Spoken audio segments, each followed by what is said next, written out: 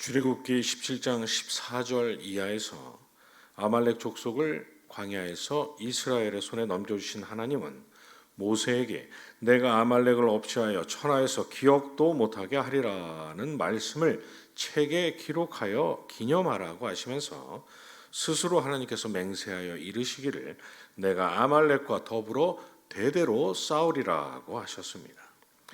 애굽에서 나온 하나님의 백성을 대적한 죄, 곧 그들을 애굽에서 건지신 하나님을 대적한 그 죄를 하나님께서 절대로 잊지 않으시겠다는 것입니다.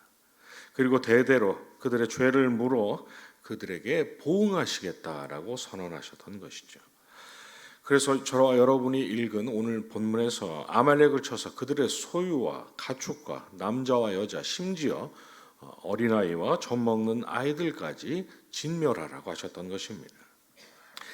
그래서 세상 사람들은 이러한 하나님의 명령을 두고는 하나님은 사랑의 하나님이 아니냐고 물어봅니다. 어른들이야 그렇다 쳐도 어떻게 어린아이들까지 죽이다니, 이토록 비정하고 냉혹한 분을 가리켜서 사랑의 하나님이냐라고 말할 수 있는가라고 비아냥거리는 것이죠. 그러나 이는 사랑의 하나님이라는 관점이 아니라 공의의 하나님이라는 관점, 곧 감히 하나님을 대적한 죄에 대한 하나님의 공의의 심판이라는 관점으로 보아야 할 사건입니다. 지난날 여호수아를 통해서 가나안 족속들을 쫓아내신 그 일이 그들의 가증한 풍습과 또 죄악에 대한 하나님의 심판이었던 것처럼 하나님은 아말렉을 통해서 죄에 대해 반드시 보응하시는 하나님의 공의 앞에서 그 어떤 인생도 예외가 없다라는 사실을 보여주셨던 것이죠. 어린 아이라고 할지라도 완전하신 하나님의 공의 앞에서는 범죄한 아담의 형상, 곧 하나님을 대적하고 하나님처럼 영광을 받기 원하는 그런 악한 본성을 지닌 채로 존재하는, 그래서 장차 자라서 끊임없이 죄를 지을 수밖에 없는 악의 씨앗에 불과한 것입니다. 그렇다면 아마 세상 사람들은 이렇게 말할 것입니다. 오늘 본문 2절을 들어서 사울의 때에 살았던 아말렉 사람들은 지난날 광야에서 하나님을 대적했던 자기 조상들의 후손일 뿐 그 일과는 전혀 무관한 자들인데 하나님은 왜 그들에게 지난날 조상들의 일로 애꿎은 그들에게 죄를 물으시냐고 말입니다. 얼핏 그럴싸한 말처럼 들리지만 오늘 본문 아래 33절이 사무엘이 아말렉 왕 아각에게 내 칼이 여인들에게 자식이 없게 한 것 같이라고 한 그 말이 그러한 반문에 분명한 해답을 주고 있습니다. 사무엘의 그 말은 아각이 무죄한 자의 피를 흘리는 살인자요, 또 아각을 왕으로 둔 아말렉 사람들이 그 죄에 가담한 살인자들이었다라는 것을 말해주기 때문입니다. 그런데 살인이란 하나님께서 가증히 여기시는 죄악이요, 태초에 인간을 선하게 지으신 하나님을 대적하는 일이 아니겠습니까? 이스라엘을 가로막아서 그들을 애굽에서 건지신 구원의 하나님을 대적한 것이나 살인으로서 인간을 선하게 지으셨던 창조주 하나님을 대적한 것이나 하나님의 공의 앞에서는 본질적으로 둘 다 똑같이 하나님을 대적한 죄인 것이죠. 그러니 사울의 때의 아말렉 사람들도 애꿎은 자들이 아니었던 것입니다. 하나님은 애꿎은 그들을 진멸하려 하셨던 것이 아니었던 것이죠. 지난날 나를 대적한 일로 내가 그들을 벌한다는 오늘 본문 2절의 말씀은 광야에서 하나님을 대적한 아말렉을 진멸하신 것처럼 여전히 악을 일삼고 있는 그들의 후손에게 하나님을 계속 대적하고 있는 죄를 물으시겠다는 의미인 것입니다. 그런데 감히 사울이 아말렉 왕 아각을 죽이지 않고 또 아말렉의 양과 소를 남겨둠으로써 그러한 하나님의 엄중하신 뜻과 계획을 거역하고 망쳐버렸던 것입니다. 그래놓고는 태어나기 짝이 없게 본문 아래 13절에서 내가 여호와의 명령을 행하였나이다 라고, 또 그럼 아직 살아있는 이 양의 울음소리를 뭐냐고 다그치는 사무엘에게 아무렇지도 않게 그것들이 좋아 보였기 때문에, 그래서 그것들로 하나님께 제사를 드리려 했기 때문에 그저 몇 마리 남겨둔 것뿐이라고 말했던 것입니다. 그런데 사무엘이 하나님의 명령을 거역하는 것은 심각한 죄라고 또다시 펄쩍 뛰자 사울은 전에 했던 말을 동일하게 반복합니다. 내가 아각을 제외한 아말렉 남녀노소 모두를 진멸했으니 나는 하나님의 명령을 완수했다고 말입니다. 그리고 하나님을 위해서 가장 좋은 것을 남긴 것은 하나님께서 기뻐하실 만한 일이 아니냐는 식으로 말입니다. 사울은 그저 잠깐 위기를 모면하기 위해서 거짓말로 궁색한 변명을 늘어놓고 있었던 것이 아니라 정말로 진짜로 그렇게 생각하고 있었던 것이죠. 그래서 오늘 본문 아래 12절이 말씀하고 있는 것처럼 그러한 일을 하고 돌아가는 길에 사울이 자기를 위하여 기념비를 세웠던 것입니다.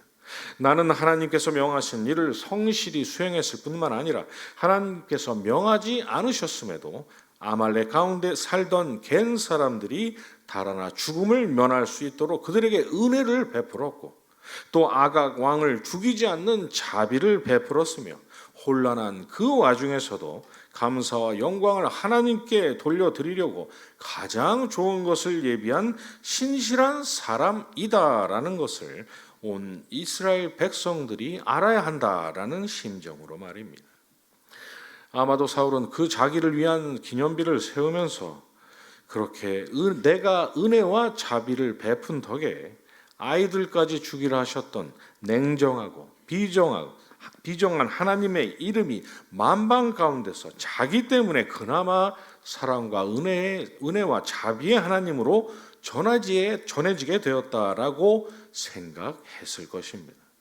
그리고 이렇듯 하나님을 위해서 좋은 것까지 예비를 했으니 하나님은 이렇듯 하나님을 영화롭게 하고 하나님을 끔찍하게 위하는 나를 왕의 자리에서 쫓아내시면 안 된다고, 오히려 하나님은 나에게 큰 상을 내리셔야 한다라고 생각했을 것이 틀림이 없습니다. 실상은 하나님의 영광은커녕 제멋대로 한 자기 때문에 어미하신 하나님의 뜻이 세상 가운데서 시행되지 못하고 하나님의 어미하신 공의가 세상 가운데서 조롱거리가 된다는 사실은 전혀 알지 못한 채로 말입니다. 그렇다면 사울은 어쩌다가 이 지경까지 왔을까요?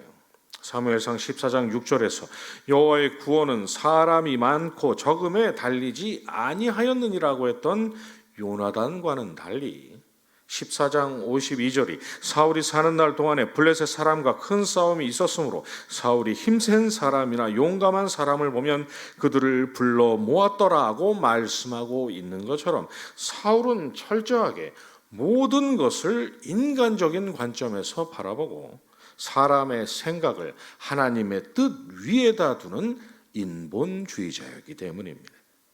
지극히 인간적인 사울의 관점에서 하나님께서 명하신 제사란 대속의 피 흘림으로 사함을 받고 거룩하신 하나님께 나아가는 은혜의 방편이 아니라 자기가 원하는 것을 이루고 얻기 위해서 하나님의 마음을 감복시키고 돌리는 수단이었고, 그가 좋은 것으로 예비했다는 양은 하나님께 바치는 선물 혹은 뇌물에 지나지 않았던 것입니다. 그래서 오늘 본문 아래 22절에서 사무엘이 여호와께서 번제와 다른 제사를 그의 목소리를 청종하는 것을 좋아하심같이 좋아하시겠냐고, 순종이 제사보다 낫고 듣는 것이 수량의 기름보다 낫다라고 했던 것이죠. 무슨 말입니까?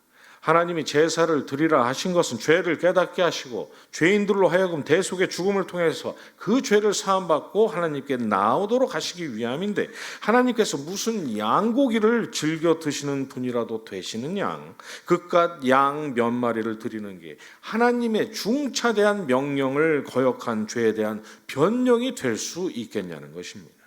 하나님의 말씀에 온전히 순종하고 지난날의 죄를 회개하면서 하나님께서 마련하신 그 대속의 방편으로 나아가도 모자랄 이 판국에 하나님을 기쁘시게 한다면서 하나님을 거역하고 하나님을 영화롭게 한다면서 하나님께서 원치 않으시는 일을 함으로써 존귀하신 그 이름의 영광을 무너뜨리는 엉뚱한 짓을 하고 있는 것이 말이 되냐고 말입니다. 그런데 중세 로마 교회도 이러했습니다. 하나님은 분명히 하늘은 나의 보좌요 땅은 나의 발등상이니 너희가 나를 위하여 무슨 집을 짓겠으며 나의 안식할 처소가 어디냐고 말씀하셨건만 그들은 하나님의 영광을 위해서 거대한 성당을 지어 바치겠다고 그 건축비를 충당하기 위해서 돈을 받고 죄를 사해주는 면죄부를 받았습니다. 주님께서 모든 것을 이루시고 하늘에 올라가신 후에 하나님은 그동안 영원하신 성전 되신 우리 주님을 예표하던 모형이요 그림자였던 예루살렘 성전이 돌 위에 돌 하나도 남김없이 무너지도록 역사하셨건만 그들은 그 성전이 있었던 빼앗긴 하나님의 땅을 되찾아 하나님께 바치겠다면서 십자군을 보내서 온갖 추악한 약탈과 살육을 자행했습니다. 사울이 그랬던 것처럼 오직 예수 그리스도를 구주로 영접하는 믿음으로 구원을 얻게 하신 하나님의 의를 모독하고 하나님께서 가증히 여기시는 살인과 도적질을 일삼고 있으면서 우리는 지금 하나님을 기쁘시게 하고 있는 중이라고 하나님의 영광을 위해서 우리가 힘써 일하고 있는 중이라고 아주 집단적인 최면에 빠진 채로 말입니다. 그런데 무서운 사실은 무엇입니까? 그러한 어처구니 없고 끔찍한 그들의 모순이 오늘을 살아가고 있는 저와 여러분의 삶 가운데서도 나타난다는 것입니다. 하나님을 기쁘시게 한다면서 하나님께서 사랑하라 하신 이웃과 형제의 가슴에 깊은 상처를 내거나 하나님의 영광을 위해 산다고 하면서 세상에서 하나님의 존귀하신 이름이 모독을 받는 일에 가장 앞장서는 자리에 서는 일들 말입니다. 왜 이런 일들이 우리의 삶 가운데 일어나는 것입니까? 저와 여러분 속에도 예외 없이 그들이 가졌던 인본주의라는 육신의 본성이 존재하기 때문입니다. 하나님을 기쁘시게 하려고 또 하나님의 영광을 위해서 살고자 하는 우리의 마음의 소원이 문제입니까? 그렇지 않죠. 하나님의 뜻과 계획보다 사람의 생각과 방식을 우위에 두고 하나님의 일을 사람의 일로 바라보게 하는 인본주의가 번번이 우리의 발목을 잡는 것이 문제인 것입니다. 하나님을 섬기되 하나님이 아닌 사람의 생각, 사람의 방식으로 섬기도록 그래서 성경을 읽어도 하나님의 뜻이 아닌 사람이 바라보는 관점에서 읽도록 그래서 하나님께서 원하신 적이 없는 그런 엉뚱한 짓을 우리가 하도록 하는 그 본성 말입니다.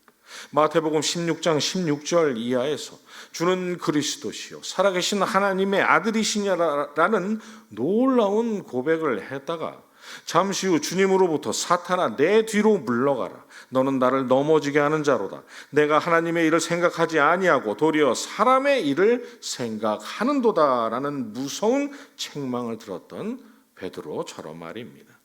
주님은 왜 그런 베드로를 그렇게 무섭게 책망하신 것입니까? 주님께서 많은 고난을 받으시고 죽임 당하실 것을 말씀하시자 아니 대체 지금 무슨 말씀을 하시는 거냐고 그런 일은 절대로 일어날 수 없다 일어나서는 안 된다고 베드로가 주님을 꾸짖었기 때문입니다.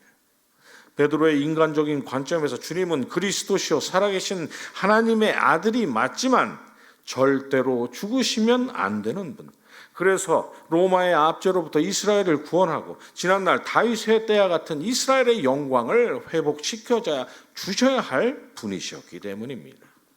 오병이어 때 사람들이 주님을 미련 없이 떠나가고 주님을 3년 동안 주님을 따라다녔던 가룟 유다가 그 영광의 주님을 고작 은 30에 팔아넘긴 것도 그와 같은 이유였던 것이죠. 그래서 우리 주님께서 마태복음 16장 24절에서 누구든지 나를 따라오려거든 자기를 부인하고 자기 십자가를 지고 나를 따를 것이니라고 말씀하셨던 것입니다.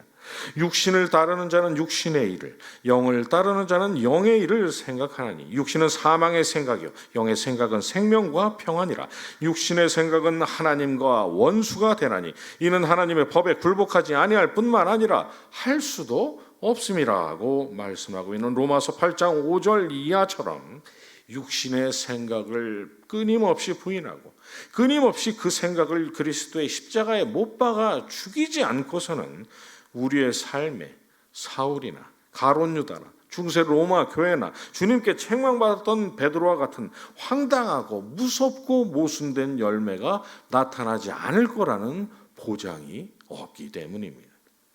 그러니 우리는 마음과 생각을 지키시는 하나님께 끊임없이 간구해야 합니다.